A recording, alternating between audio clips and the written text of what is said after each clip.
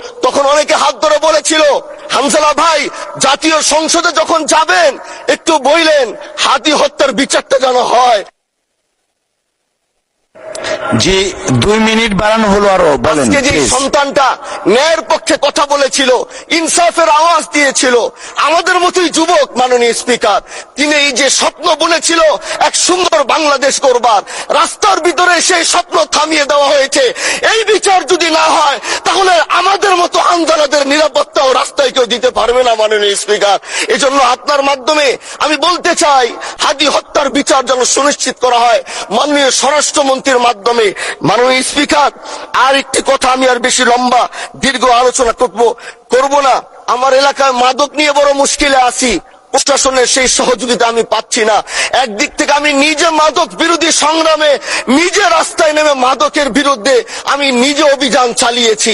এবার তাদেরকে একদিক থেকে ধরে যখন প্রশাসনের কাছে ইয়াবা সহ গাঁজা সহ দেওয়া হয়, তখন তারা একদিক থেকে আসে কোর্টে চালান করে দেয়।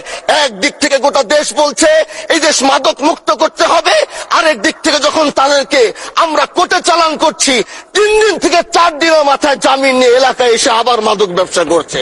এই জন্য মাননীয় আইনমন্ত্রীকে বলবো, আপনি এই ইয়াবা গাঁজা যেই বড় বড় নেশাগুলো আমাদের দেশে বেশি সচরাচর চলছে, এই বিষয়ে আইনটাকে আরেকটু মজবুত যদি করবেন, তাহলে আমরা মনে করব আমরা এই দেশ আর এই সমাজটাকে আমরা হয়তো আগামীর বাংলাদেশ, আগামীর যারা যুবক, মাননীয় স্পিকার আপনার খারাপ লাগবে, যুবকগুলো গ্রামের তারা ধ্বংস হয়ে যাচ্ছে।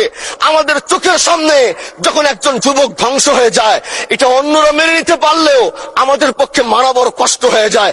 আমরা দেশটাকে বাঁচাতে চাই, আমরা আগামীতে ওরকম কিছু যুবক তৈরি করতে চাই যারা নেশা ধরবে না, তারা পড়াশোনা করবে, তারা দেশের জন্য ফিকির করবে।